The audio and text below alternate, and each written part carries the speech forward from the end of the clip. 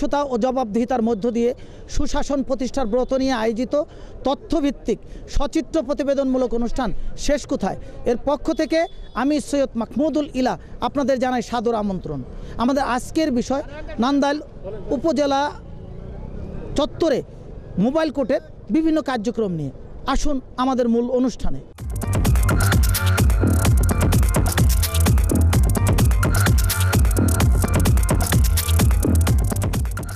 আমরা এই মুহূর্তে অবস্থান করছি ময়মনসিংহ জেলার নান্দাইল উপজেলাতে পাচানি গ্রামে।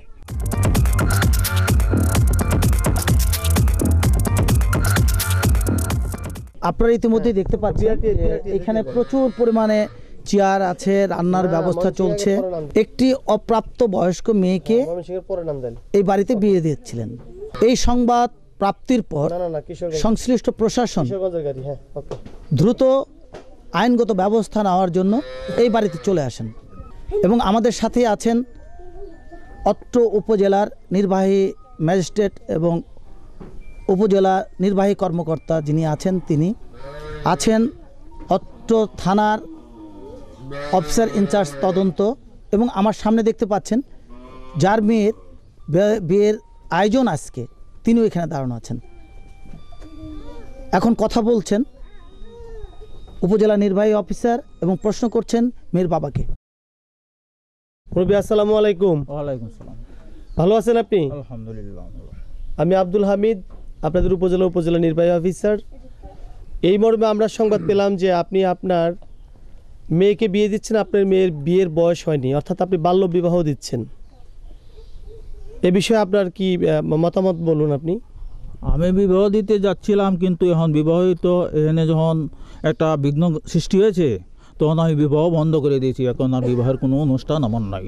যে মেয়েকে নিয়ে এই ঘটনার সৃষ্টি, আপনারা আমার পাশে সেই মেয়েকে দেখতে পাচ্ছেন। আমরা তার মুখ থেকে কিছু কথা শুনি। কি নাম তোমার? আমার নাম হচ্ছে মুত্তুহুর আক্তার। তুমি কোন ক্লাসে পড়ো? ক্লাস 7। তোমার বয়স কত? আমার বয়স 16 বছর চলতেছে। এই যে তোমার 16 বছর বয়সে তোমার বাবা বিয়ে দিচ্ছে তোমাকে, তুমি কি বিয়েতে রাজি? রাজি না তো, তবে বাবার ভুল হয়েছে, তার জন্য আপনারা ক্ষমা করেন, আর এই ভুল করব না। এবং এই সারা দেশে এই বাল্য বিবাহটা ঠিক হচ্ছে না অন্যায় হচ্ছে? অন্যায় হচ্ছে। বা তোমার মতো এই ধরনের মেয়েদেরকে আরো বিয়ে হওয়া উচিত? জি না, আর আমার মতন অন্য কোনো মেয়ের এই ধরনের বিয়ে বাল্য বিবাহ না হওয়া উচিত। আপনার কাছে মেয়ের জন্ম নিবন্ধন আছে? না, আমার কাছে জন্ম নিবন্ধন নাই। এই যে আপনি যে জিনিসটা করছিলেন, এটা কি ঠিক করছিলেন না অন্যায় করছিলেন? অন্যায় হয়েছে। এই মেয়ের বাবা সে তার অপরাধ স্বীকার করছেন। আমরা এখানে পেয়েছি ভ্রাম্যমাণ আদালতের নির্বাহী ম্যাজিস্ট্রেট মহোদয়কে, আমরা তার সাথে কথা বলছি। এই যে এই ব্যক্তি তার মেয়েকে বাল্য বিয়ে দিচ্ছিল এবং আপনি এসছেন, পরিবেশ পরিস্থিতি দেখে আমরাও বুঝতে পারছি, এ ব্যাপারে আপনি কি আইনানুগ ব্যবস্থা গ্রহণ করছেন? অপরাধী দোষ স্বীকার করেছে, তার দোষ স্বীকারের ভিত্তিতে তার শাস্তি হবে। আপনি দোষ স্বীকার করাতে এবং এই আপনার মেয়েকে অপরিণত বয়সে বিয়ে দিচ্ছেন বাল্য বিবাহ আইনে, আপনার বিরুদ্ধে 5,000 টাকার নগদ অর্থদণ্ড অনাদায়ে আপনার 3 মাসের বিনাশ্রম কারাদণ্ড আদেশ দেওয়া হলো। আমরা এখানে পেয়েছি অত্র এলাকার ইউনিয়ন পরিষদের সদস্য। আপনার এলাকায় এই ধরনের বাল্য বিবাহ আমরা শুনেছি প্রতিনিয়ত হচ্ছে। এই যে এই ধরনের বাল্য বিবাহগুলো কি ঠিক? না, ঠিক না। এই ধরনের বাল্য বিবাহ কি ঠিক? না, ঠিক না। আপনি কি আপনার এলাকায় এই ধরনের মেয়েদেরকে বিবাহ দেবেন? না, বিয়ে দিতে পারবো না। আপনারা কি আপনার এলাকার লোকজনের এই ধরনের সংবাদ পেলে সেখানে আপনারা কি ব্যবস্থা গ্রহণ করবেন? এই যে থানায় যোগাযোগ করবো। আমরা এখানে বেশ কিছু মেয়েদেরকে দেখতে পাচ্ছি, আমরা তাদের সাথে কথা বলি। তোমাদের এলাকাতে যদি অপ্রাপ্ত বয়স্ক কোনো মেয়েকে বিয়ে দেয়, তোমরা কি সেটাতে সম্মতি দেবে? জি না। তোমরা কি করবে? আমি চাই আমাদের এলাকা আর এরকম বল যাতে না হয়, কম বয়সী মেয়েরা যাতে বিয়ে না হয়, বাল্য বিবাহ বন্ধ করতে চাই। এই যে মেয়েটিকে আপনারা দেখতে পাচ্ছেন, ছোট্ট একটি মেয়ে, ক্লাস 7-এ পড়ে, তাকে বিয়ে দিচ্ছিল। আমরা আশা করব আজকের এই অনুষ্ঠান আপনারা দেখে, আপনারা যারা গ্রামগঞ্জে বাস করেন, আপনার ছোট্ট মেয়েটিকে আপনি কোনো অবস্থাতেই বিয়ে দেবেন না।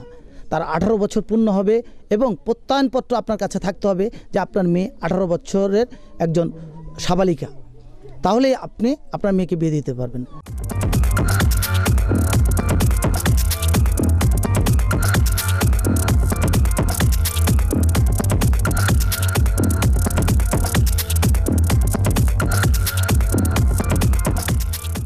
আমরা এই মুহূর্তে অবস্থান করছি নান্দাইলে একটি ইট ভাটাতে। এই আমার পাশে আপনারা দেখতে পাচ্ছেন বিশাল এলাকা নিয়ে একটি ইটভাটা করা হয়েছে।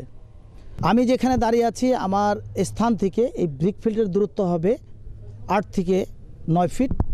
আর এইখান থেকে এই যে আপনারা ফসলি জমির যে স্থানটি দেখতে পাচ্ছেন এর দূরত্ব হবে হাইলি 12 থেকে 15 ফিট। কিন্তু আমরা কি দেখতে পাচ্ছি, প্রচুর ফসলি জমি আমার বাম সাইডে অবস্থান করছে, ডান পাশে হাইওয়ে রোড এবং তার পাশেই এই ব্রিক ফিল্ডটি করা হয়েছে। এই ব্রিক ফিল্ডের এই মাটি যখন ওইখানে 3000 ডিগ্রি তাপমাত্রা সৃষ্টি হচ্ছে তখন এই মাটিগুলো যে উর্বর শক্তি যেটা আছে সেটা নষ্ট হয়ে যাচ্ছে এবং এই সকল ফসলি জমি একদম শেষ হয়ে যাচ্ছে। এই ফসলি জমিগুলো এই সকল ইটভাটার কারণে এখানে আর ফসল হচ্ছে না। আমরা কথা বলছি এই অত্র এলাকার একজন মুরব্বীকে আমরা পেয়েছি, তার সাথে। কি নাম আপনার? আমার নাম আব্দুল মন্নান। আপনার বাড়িটা কোথায়? উত্তর পালহার এই গ্রামেই। আচ্ছা, এই যে এখানে একটা ইট ভাটা আছে, এই পাশেই কতটুকু দূরত্ব হবে এইখান থেকে এই ফসলি জমির? ফসল জমি 12 থেকে 14 ফুট এরম হবে। তো এই যে এখানে যখন ইট জ্বালানো হবে বা জ্বালানো হচ্ছে, এই তাপমাত্রার কারণে এখানে কি ফসল ভালো হবে? না, এখানে ফসল তো ভালো হওয়ার কথা না। তো এই যে তারা এখানে এভাবে একটি, এবং সরকারের কোনো পারমিশনও নাই, তারা এখানে ইট ভাটা করছে, আপনারা এলাকাবাসী এই ব্যাপারে বা যারা ফসলি জমি আবাদ করছেন, আপনারা কৃষক, তারা কি কোনো আপত্তি দিয়েছেন? না, এই সম্বন্ধে আপত্তি, আমি তো একটু দূরে থাকি, মানে অশিক্ষিত মানুষ, কাজেই অনেকেই আপত্তি দিছে। তার প্রতিকার কী আছে তা তো আমি জানি না। কিন্তু ফসলের যে ক্ষতি হচ্ছে এটা ঠিক? এইটা ঠিক, হ্যাঁ। ফসলের যে ক্ষতি এবং ফল ফলান্ত গাছগাছরার যে এটারও অনেক ক্ষতি হয়ে যায়। আচ্ছা, এটা বলে দিচ্ছি। প্রিয় দর্শক, একটি ব্রিক ফিল্ড বা ইট ভাটা যখনই হয় তার আশেপাশে যে ফসলি জমিগুলো থাকে সেই ফসলি জমি এই ইট ভাটার 3000 ডিগ্রি তাপমাত্রার কারণে মাটির নিচ দিয়ে, মাটির নিচে যে জলীয় পদার্থ যেটা থাকে সেটা শুকিয়ে যায় এবং উর্বর শক্তি নষ্ট হয়ে যায়। আমরা পেয়েছি নান্দাইল উপজেলার ব্রিকফিল্ড মালিক সমিতির সভাপতি সাহেবকে, আমরা তার সাথে কথা বলছি। কি নাম আপনার? মোহাম্মদ রফিকুদ্দিন ভূঁইয়া। আপনার এই এই উপজেলাতে জি, কতগুলো ব্রিকফিল্ড আছে? 21টা। মোট এদের লাইসেন্স কটা আছে? লাইসেন্স আছে 11টা, আর প্রক্রিয়াধীন আছে বাকিগুলি।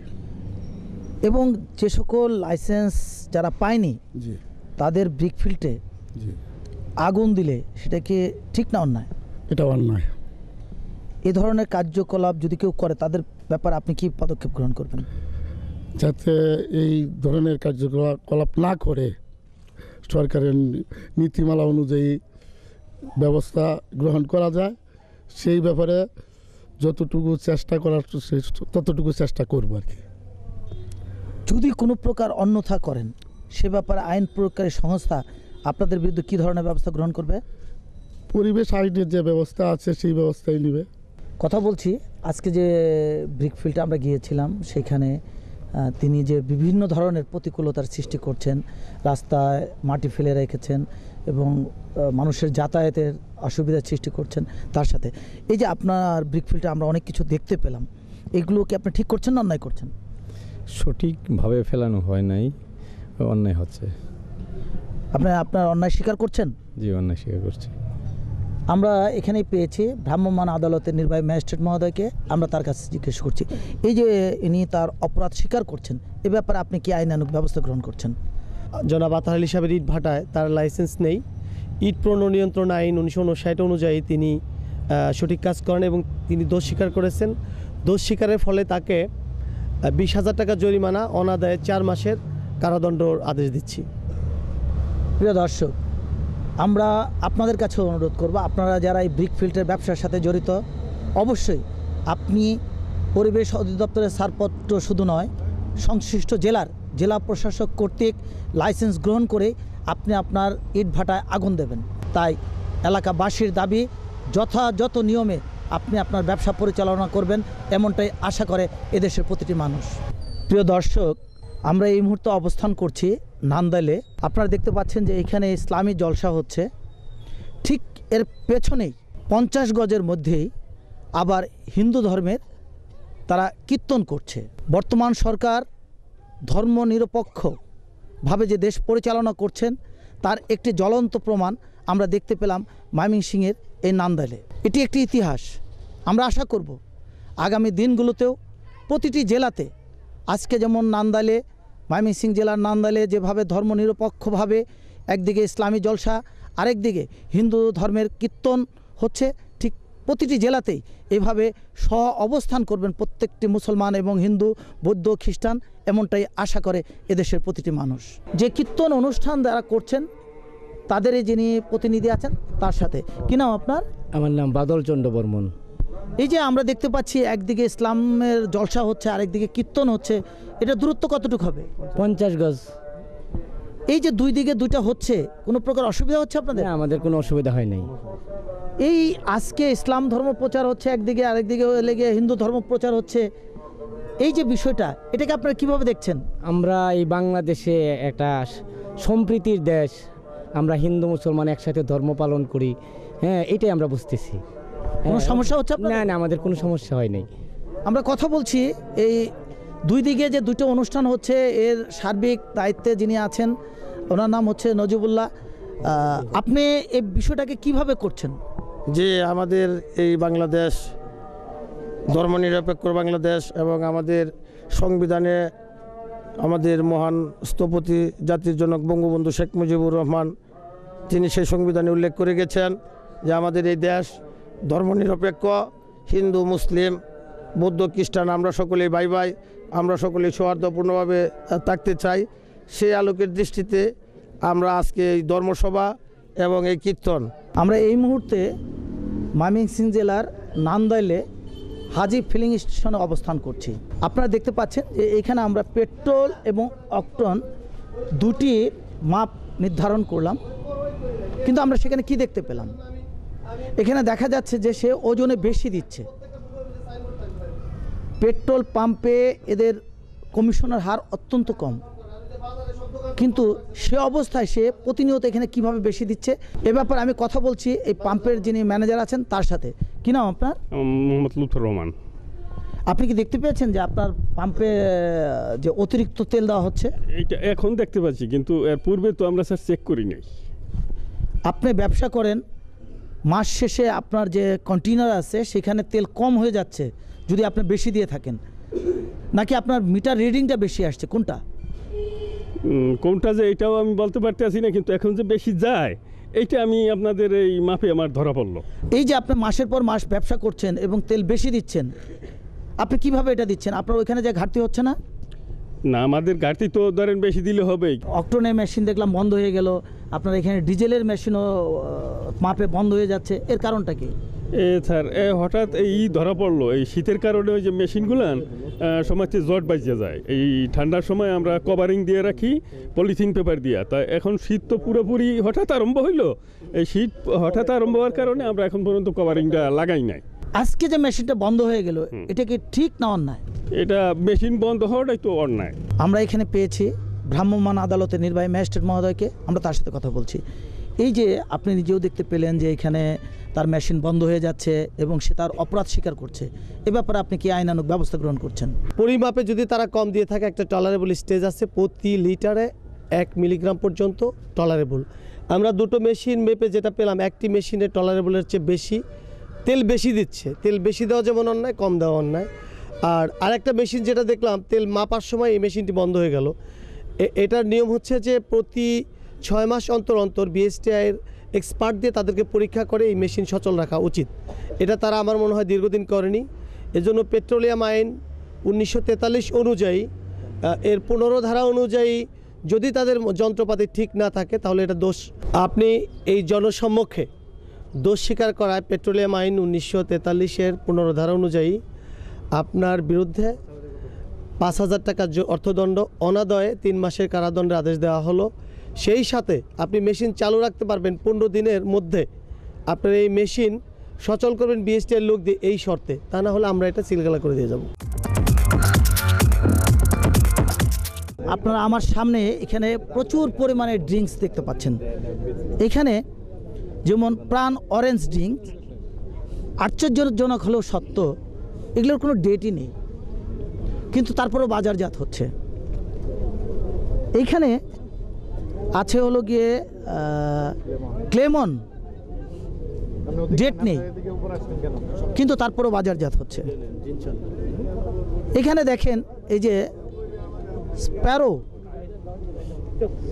এবং হর্স ফিলিং, বিভিন্ন ধরনের বিভিন্ন ড্রিঙ্কস তারা এখানে বিক্রি করছে এবং সাধারণ মানুষ এ সকল বিষ কিনে তারা পান করছে। আসলে আমরা কি খাচ্ছি, আমাদেরকে কি খাওয়ানো হচ্ছে? আমরা আমাদের অজান্তেই বিষ পান করছি, দুরারোগ্য ব্যাধি ক্যান্সারে আক্রান্ত হচ্ছি। প্রতিনিয়ত সরকারের মোবাইল কোর্ট পরিচালিত হচ্ছে এবং এদেরকে সাজা দেওয়া হচ্ছে, জেল জরিমানা করা হচ্ছে, কিন্তু তারপরেও থেমে নেই। কিন্তু কেন? আমরা এই ব্যাপারে কথা বলছি এই দোকানের মালিকের সাথে। কি নাম আপনার? শহীদ। আপনার দোকানে এই যেগুলো সব মেয়াদ উত্তীর্ণ এবং কিছু কিছু জিনিস আছে যেগুলো বাজারজাত করা সম্পূর্ণ নিষেধ, আপনার সেগুলো বাজারজাত করছেন, বিক্রি করছেন এবং এগুলো মানুষকে খাওয়াচ্ছেন, কেন খাওয়াচ্ছেন?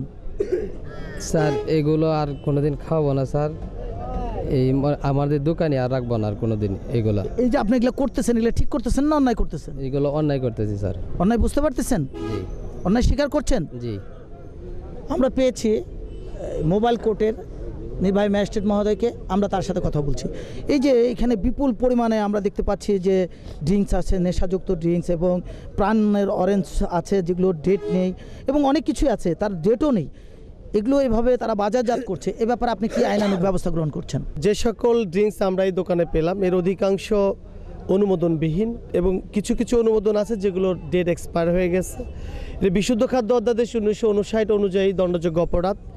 বিশুদ্ধ খাদ্য 1959 রিভাইজ 2005-এর 44 ধারার টেবিল 6-1 অনুযায়ী তাকে আমি দোষ স্বীকার করায় 5,000 টাকা অর্থদণ্ড, অনাদায়ে 6 মাসের কারাদণ্ডের আদেশ দিচ্ছি।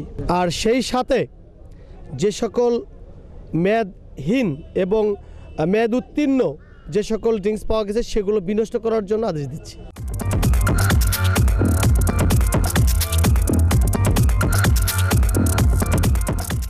আপনারা দেখতে পেলেন যে একটি বাসের ভিতরে মনে হচ্ছে যে বস্তা যেভাবে ধান বা চাউল যেভাবে ভরা হয় ঠিক সেইভাবে বাসের ভিতরে লোকজনদেরকে রাখা হয়েছে। ঠিক বাসের ছাদের উপরেও ঠিক ততটুক প্যাসেঞ্জারই আছে। ইতিমধ্যে বাংলাদেশ রোড ট্রান্সপোর্ট অথরিটি ঘোষণা করেছেন বাসের ছাদে কোনোভাবেই কোনো প্যাসেঞ্জার বা মালও পর্যন্ত বহন করা যাবে না। কিন্তু আমরা কি দেখতে পাচ্ছি, সরকারকে বৃদ্ধাঙ্গুলি দেখে কিছু অসৎ ব্যক্তি তাদের নিজেদের স্বার্থের জন্য এ ধরনের কার্যকলাপে লিপ্ত আছেন। আমরা এই নান্দাইলে বাস মালিক সমিতির সভাপতি সাহেবকে পেয়েছি, আমরা তার কাছে জিজ্ঞাসা করি তিনারা কিভাবে এই বাসগুলো পরিচালনা করছেন। কি নাম আপনার? আবুদ্দিন ভাইয়া।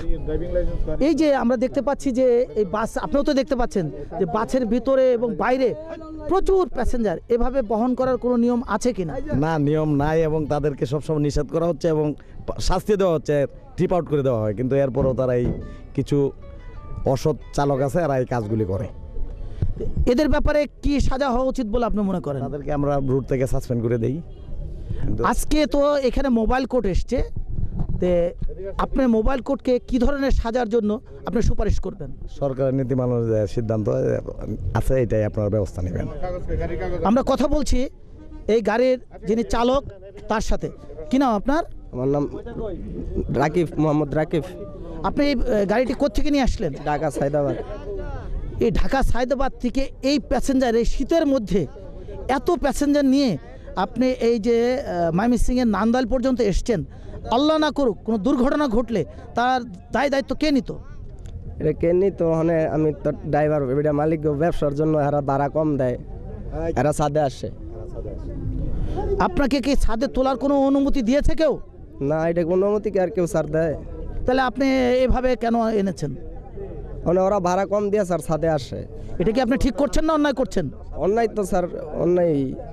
অন্যায় বুঝতে পারতেছেন? হ্যাঁ স্যার। আমরা কথা বলছি এই রোডস অ্যান্ড হাইওয়ের যিনি ওসি আছেন তার সাথে এই যে রাস্তাঘাটে এই যে বাসে এই পরিমাণে প্যাসেঞ্জার নিয়ে গাড়িগুলো চলছে, আপনি রোডস অ্যান্ড হাইওয়ের একজন ওসি, আপনি এই হিসাবে কী দায়িত্ব পালন করছেন? আমি তাদেরকে এইভাবে দেখলে পরে তাদেরকে মানে গাড়ি থামাই এবং তাদের গাড়ির কাগজপত্র চেক করি এবং তাদের যে লোড প্যাসেঞ্জার আনলে বা ছাদের উপরে আনলে তাদেরকে ওইভাবে ইয়ে করে দিয়ে কেস স্লিপ দেয় এবং তাদেরকে জরিমানার জন্য যথাস্থানে পাঠাই দেওয়া হয়। কিন্তু তারপর কমছে না কেন? তাদের ওই যে মানে নিজেদের মানে অবুঝতার কারণে এবং তারা নিজেদের খামখেয়ালিপনার কারণে তারা ঢাকার থেকে নিয়ে আসে, আর আমাদের কাছে আসলে পরে বা আমাদের চোখে পড়লে বা মোবাইল কোডের মাধ্যমে হলে পরে আমরা শাস্তি দেওয়ার জন্য ব্যবস্থা করি।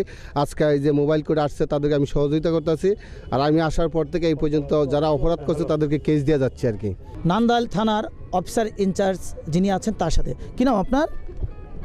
খন্দকার জাহিদুল ইসলাম, ওসি নান্দাইল মডেল থানা। এই যে আমরা দেখতে পাচ্ছি যে প্রচুর পরিমাণে প্যাসেঞ্জার নিয়ে বাস যাতায়াত করছে, কোনো দুর্ঘটনা ঘটে গেলে সেখানে আপনাদের একটা লাইবিলিটি এসে দাঁড়ায়।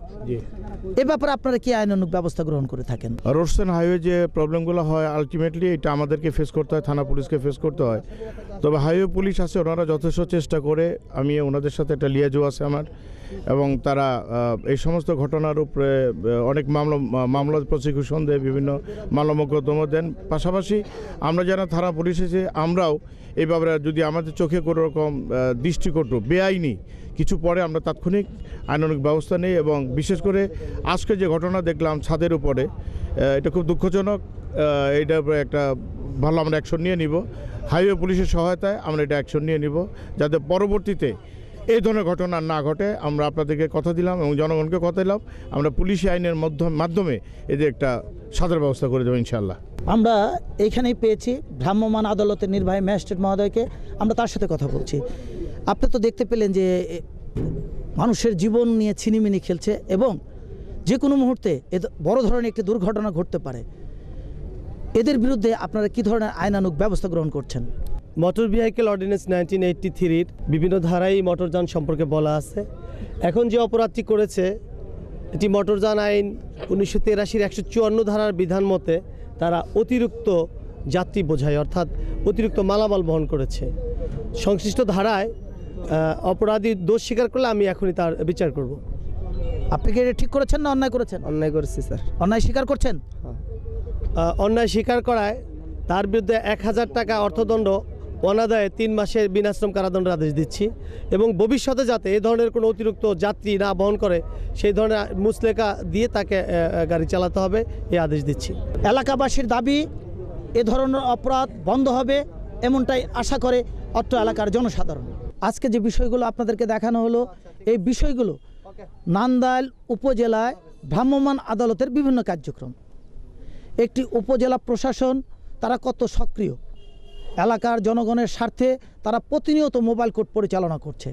এলাকাবাসীর দাবি আজকে যেভাবে প্রশাসন দায়িত্ব পালন করছে, আগামী দিনগুলোতেও প্রশাসনের ভূমিকা আরও বেগবান থাকবে, এমনটাই আশা করে অত্র এলাকার জনসাধারণ। আমাদের অনুষ্ঠান সম্পর্কে আপনাদের কোনো মতামত থাকলে জানিয়ে লিখতে পারেন এই ঠিকানায়। প্রযোজক শেষ কোথায়, কক্ষ নম্বর 223, বাংলাদেশ টেলিভিশন ভবন, রামপুরা, ঢাকা। মোবাইল 01711525399। আমাদের পরবর্তী অনুষ্ঠান একই দিনে একই সময় দেখার আমন্ত্রণ জানিয়ে শেষ করছি। খোদা হাফেজ।